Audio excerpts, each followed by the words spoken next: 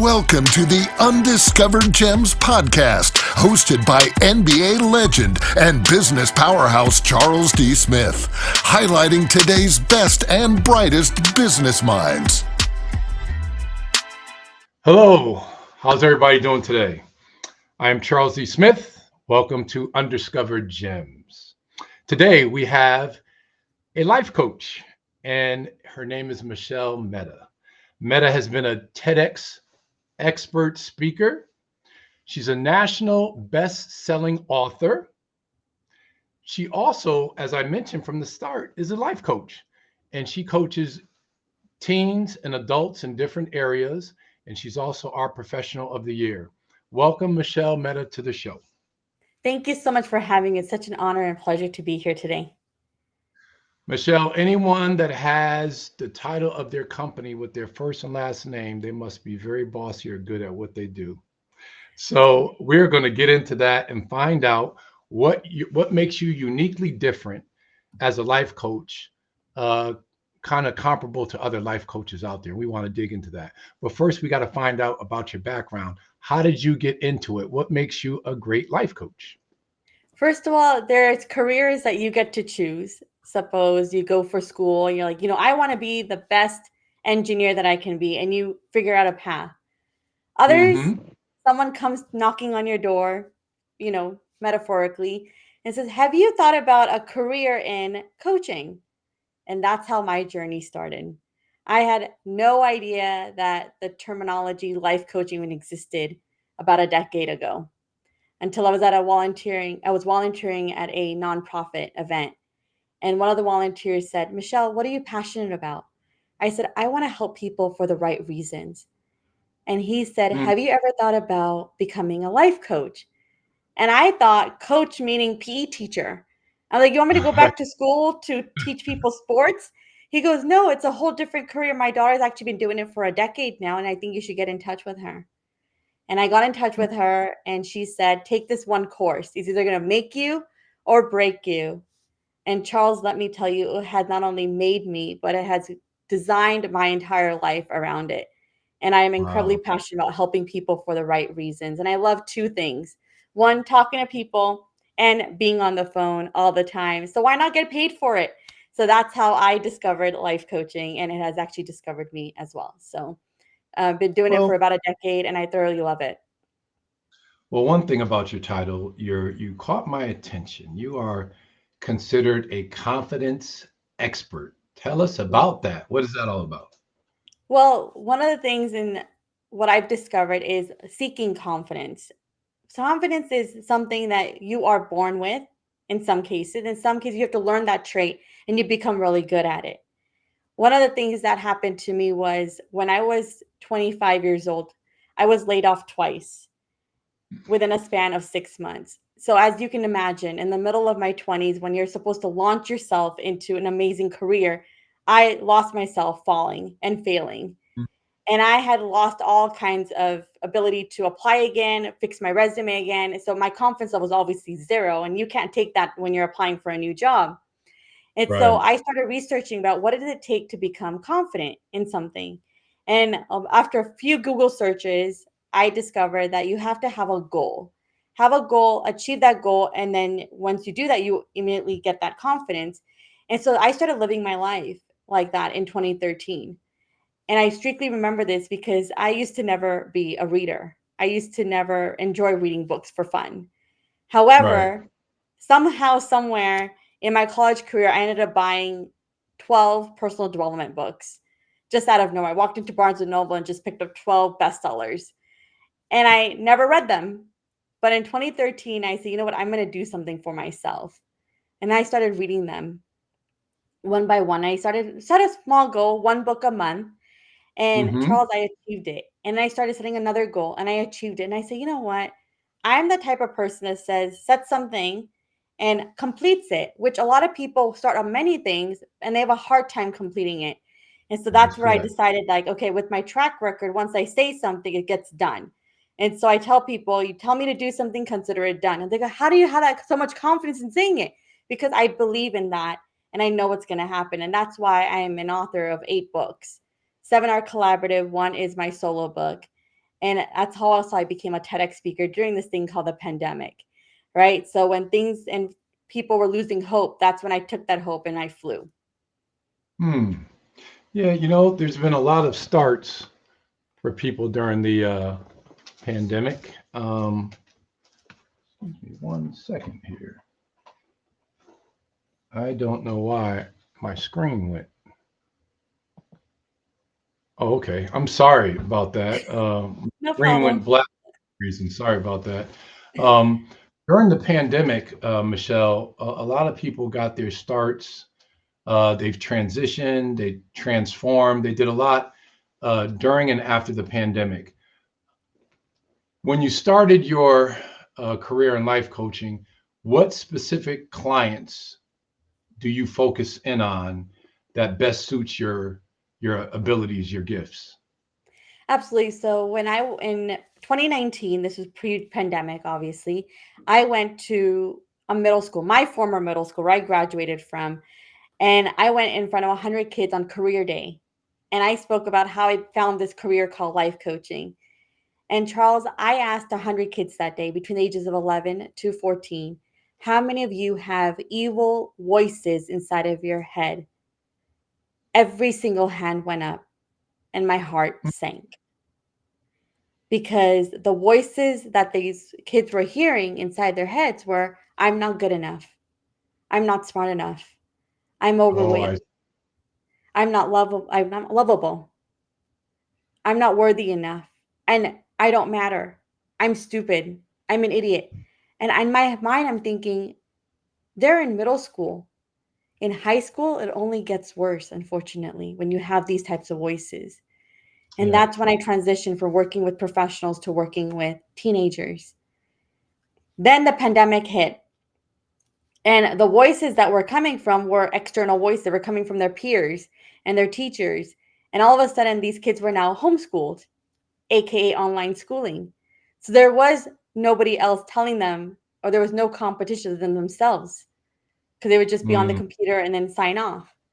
And so I transitioned again to working with adults because kids were telling me, Michelle, we don't do Zoom anymore. We only do in person. And I said, okay, that's really interesting. And sometimes the parents said, my kid needs support. But the kid says, hmm I'm fine. I'm okay. I don't need the support. But working with professionals, I found out that there's this thing called burnout, which is on the rise. According to Deloitte, 77% of professionals experience burnout, and that number is on the rise every single year. And that is a huge number. And that burnout is happening since the pandemic because people were going to an office, then they started working from home. Now they're going back into an office, and so that work life balance is a little shifted.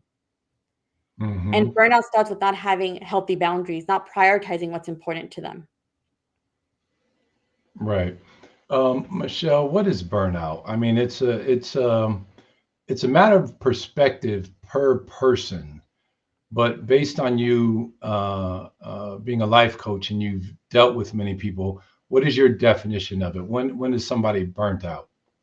When they're feeling frustrated, they're overwhelmed, they're stressed, they have no sense of direction. What used to fuel their fire is now diminishing that fire. Their lack of passion is present. So when I experienced burnout was when I was transitioning between working with teenagers to working with adults. At that time I experienced burnout in my own life coaching career because I wanted to help them so bad. I really wanted to support them. And I knew the flaws that they were having because I could see their blind spots. And they were not ready to receive the gifts that I was offering. At the same time, when I was working in corporate and having people tell me, we're laying you off today because you're too nice, or your customer service score from your previous employer is actually hindering our performance at our new company, Mm, or the fact that we're going to hire you today as an internal coach. 4 hours later, somebody from a higher department says, Michelle, you have 1 hour to give away your laptop and your iPad as you are terminated from your position altogether and from this company. And at that point, you realize, what did I do wrong? Where did I go wrong? What did I do? And you take the blame for yourself. And you realize that the people around you are the ones that are most affected, your family, your loved ones, because you're snappy, you're agitated, you're frustrated. So you take that all out on them. And then relationships, instead of making them, you're breaking them. And it's of no fault of your own, but you're internally so miserable because you want to do something, but it's out of your control. And many times companies are now telling people like, hey, take some time off. We have programs that you could take short-term disability. Mental health is important. And a lot of people still have that stigma that says, oh, if I discuss my mental health means something is wrong with me. I'm crazy. Only crazy people have mental health issues. But we have so many role models in our lives. Simone Biles took a step away from the Olympics to focus on her mental health, because if we don't have that ability to think from our mind, we don't have that compassion and that passion in our heart, you're basically walking around like a zombie. And instead of bringing people closer to you, you're actually pushing people away, and they don't realize that's happening. Yeah, no, I can agree. Do you ever, in your dealing with clients that are burnt out, and let me give you an analogy before I ask you the question. It's like somebody who's never really exercised or gone to the gym, right? And they've gone their whole life, never really did it. But when they do go to the gym, they feel pain in their muscles and they associate that as it's too hard because they never felt it before and they want to quit. So I would say that it's a matter of perspective. They think they can't do it, but that's actually a good thing. So when somebody experiences burnout and they haven't had the ability to push themselves to work as hard mentally and physically, do you give them more? Do you or do you how do you deal with that? So in that situation, I just say, let's take a deep breath, because sometimes people forget to breathe, that deep belly breath. And I tell them, let's take a deep breath. And by putting their one hand on their heart and one hand on their stomach, and I tell them to inhale and exhale, and I make them do that 3 times. And I say, how do you feel now? And then I feel a little bit better, but that pressure from the work or the pressure from the family is still present. I said, what would you like to focus on today? What is the one thing that you need to get done? What is the Mm. one thing that has to get done? Prioritizing. And then they tell me the answer. I really have this tight deadline. I need to get that completed, or I really need to focus on that. I said, just focus on the one thing in front of you. Because if you're focusing on too many things and creating what if scenarios, what if it fails? What if it doesn't work? You're creating anxiety, because that is future focused. And if you think about, oh, well, I didn't have to go to the gym 10 years ago. Why do I have to go now? I was fine 10 years ago. I'm better now. And we compare from the past performance to the present performance. And now you're in a state of depression. And so it's Sure. focusing on the present moment, the right here, right now. And by breathing and doing that deep belly breath, you bring your attention back to what's in front of you. And when Mm. you do that, you focus on, if you're making a meal, just focus on the meal. If you're having the meal, focus on having the meal. If you're sending out an email, focus on the email that you're sending out. Don't think about the email that's coming in. Focus on the one that you're present right now. And just by focusing on your mind and bringing that awareness, automatically a lot of the chatter goes away. And Mm. it's a prior time. Sometimes I have so many back-to-back meetings, I don't even have time to eat. Well, say yes to food, right? Ask if they can delay the meeting by a few minutes so that you can get a bite to eat. Get in a Sure. habit of stepping away from the desk. I mean, there's a lot of areas that we can go into this. This is like going down a rabbit hole, right? Where there's so Right. many options. Right. But it's just focusing on being present and setting yourself first. What happens in burnout is they put everybody else in front of them. And that's why in one of the books that I've written, it's called Friday, the New Monday, where you set your work week to begin on Friday instead of Monday. And you take the Friday to celebrate how your week went. You take the weekend to recharge and reset. So by Monday morning, the email doesn't wake you up. You wake up and there's an email waiting for you. Nice. Well, today's Friday, so I guess I'll celebrate after this call There my you go. accomplishment during the week. Okay. Yeah, Uh, Let me absolutely. ask you, how much does social media play in you dealing with adults too? I was going to say teenagers, but both, because uh, you mentioned these thoughts, these bad thoughts that the teenagers have. And my teen boys are now young adults, but I went through that. And it always amazed me that uh, social media, something said on social media can really wreck their day and put them in a funky mood with people they don't even know. Did you deal with those types of things with the teens? Absolutely. So it's really interesting you say that. I get parents of teenage girls telling me my daughter spends too much time on Instagram and TikTok. Do you have a way to eliminate that? I have parents of teenage boys tell me they spend way too much time on video games. Do you have a way to eliminate that? And I say the answer is yes to both of those scenarios. Get curious. Who are they following? What are they watching? Because I remember in my 20s, a lot of my friends were getting married, then, getting engaged, getting married, having the kids. And I was obviously not in that situation at that time. I was to figuring out my career at that time. That was not a priority for me. However, a lot of my friends were getting depressed for that reason. And I said, "What are Mm, you following and who are you following?" Because on my news feed, I'm getting nothing but inspiration and motivational quotes. So for me, I'm getting inspired by my content. I'm not getting depressed or having anxiety around it. So it's just having that shift of who are you following and what are you following them for? And be intentional about your social media time. Set your timer. I have timers on my phone that goes off, maximum 15 minutes across all social media platforms. Obviously, I can reset that time if I want to, but it gives me that awareness of, okay, 15 minutes across Instagram, Facebook, LinkedIn, and Twitter, and TikTok. That's very little time I get to spend, mm-hmm. right? So having those boundaries, it come back to boundaries. What are you saying yes to? What are you saying no to? When it comes to Right. parents of video games, play with them, get involved, figure out why they're choosing this game. How does this game work? How does it make them feel? Ask them the who, what, when, where, and how questions. Stay away from the why are you playing so many hours? Why are you playing this game? This game is so, XYZ, dumb, playing stupid, not exciting. And like, what are you doing? Instead, get curious. How does this game make you feel? How did you choose this game? How does this game work? Can you teach me? So that way you are also spending time with them and you're learning the psychology around why they're playing this game. And also, who are some of their favorite TikTok users that you're following? Who are your favorite Instagram followers? Follow the same content they're following as well. That way Sure. you can have a discussion about it. Right. Or it was sad that the hurricanes hit North Carolina, but one bright spot that came out of it, all the kids are out in the streets playing because they have no electricity. So they're Yes, so they're now playing physical games. They're in the street doing hopscotch and all these things from yesteryear. So I thought that was interesting. But definitely.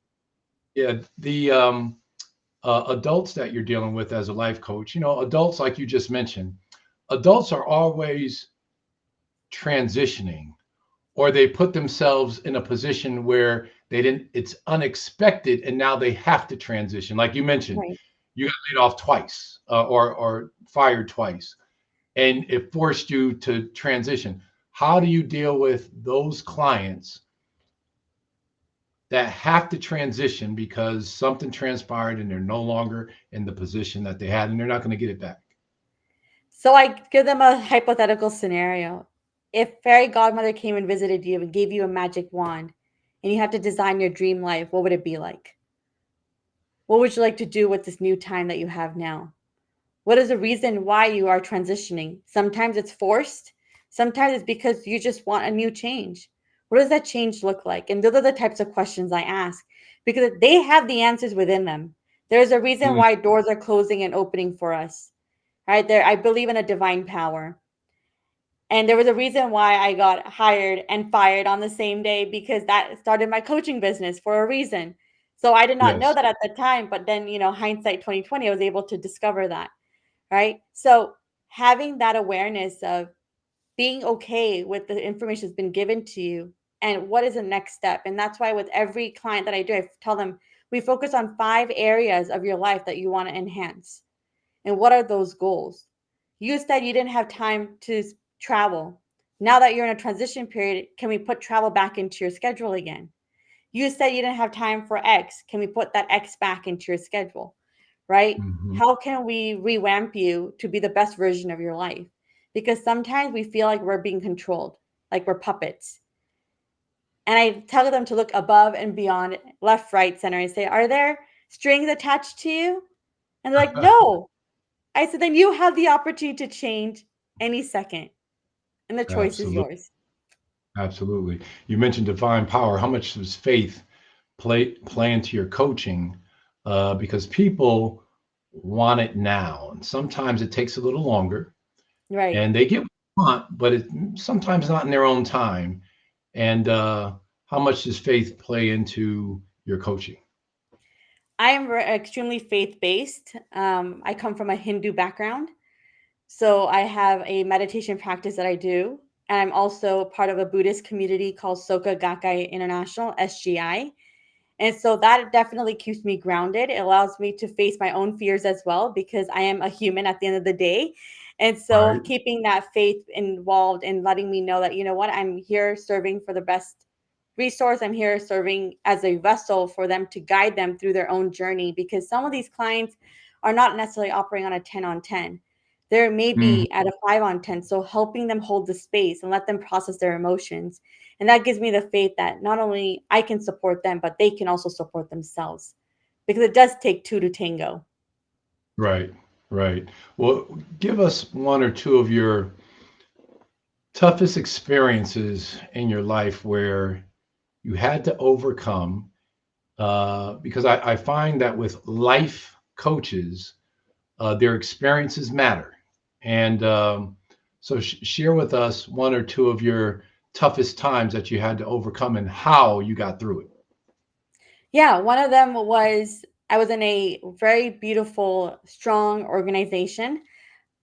It was a bank, one of the like largest banks in North America, specifically United States. And we were told to, the moment we unlocked the door as a personal banker, we were told our goal was 2 and 8, two checking accounts every single day, and 8 banking products every single day. And that was Wow. our daily goal.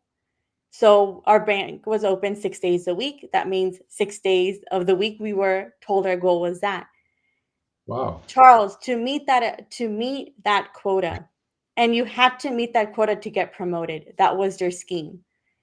And as a personal banker, and I also had my California life and health insurance license because I used to work for an insurance company when I was in college. So with that knowledge, working at a bank, I was in a very soul sucking environment. Yes. And it killed me because as an insurance agent, we tell our clients, you take your paycheck, go to the bank, pay all your expenses, whatever's left over, we will then invest in other products and services such as annuities, life insurance, 401k, whatever we need. And here at that bank, I was messing it up because all these accounts had fees. Clients didn't even know their accounts had fees. There were $30 fees, $5 fees, $15 fees, 20. So instead of being an account opening specialist, I rebranded my title as the account closing specialist because every single day I was closing more accounts than I was opening them. Wow. Not to mention, I went through 8 brand managers in the span of 8 months. High And that turnover. alone is very challenging at the age of 22 when you're starting your career. Getting out of college, you think, the world is your oyster, you're going to create it. And the misery that I had because I knew I was doing something wrong. And my family of 4 had 24 bank accounts under their name. Wow. And every single week we were getting a debit card in the mail for an account that they had no idea was being opened. And Wow. that shattered me like there was no tomorrow, and that took about 6 months for me to come out of that because it was so traumatic in that way of what am I doing? I'm helping people, but the system is not my Yeah. fault. And I thought it was my fault until I Right. realized it was the company's corporate values that were not in alignment with me. Right. And that And was your then first. that was my first job. Yeah. That was Wow. my very first job. And then the next job that I got fired again from training from a new position because of my customer service skill set that I had from the previous job. And they wouldn't even promote me because they didn't want me to lose the customer service rating that I had brought to the branch. They said, Michelle, we can't let you leave this branch, because if you leave, then our customer service score set is going to go below because you have the highest customer service skill set. And that became a hindrance for my next job. And so, as you can imagine, you're starting a brand new chapter, you're all this excitement, and it just comes crumbling down like a million pieces. And you're so young in your life, you're like, what am I supposed to do? You look everywhere around you, the comparisonitis kicks in. All your friends are, working at Fortune 500 companies, making the six figures. And here you can't even handle the basics, right? What did you do? So then I decided that, you know what, I'm going to take matter in my own hands and I'm going to go and seek therapy and counseling. And as an Indian woman, we don't do that. We reach out to our uncles and aunts and family and friends because they know you better than anybody else knows you. And I told my parents, and I said, I'm looking for an unbiased, non-judgmental approach. And unfortunately, you and our family are not qualified to give that. Right. And they were like, what? I was like, yeah, because I want unbiased and non-judgmental. And because you love me so much and you care about me so much, you're going to come with your own biases and judgment. And so I don't need that at the moment. And through counseling, I discovered my own passion of leadership and positivity and confidence because I knew I had to take the matter in my own hands. And I love Mahatma Gandhi's quote, be the change you wish to see in the world. And I truly abide by that. Right. That's awesome. Awesome story. Thanks for sharing that.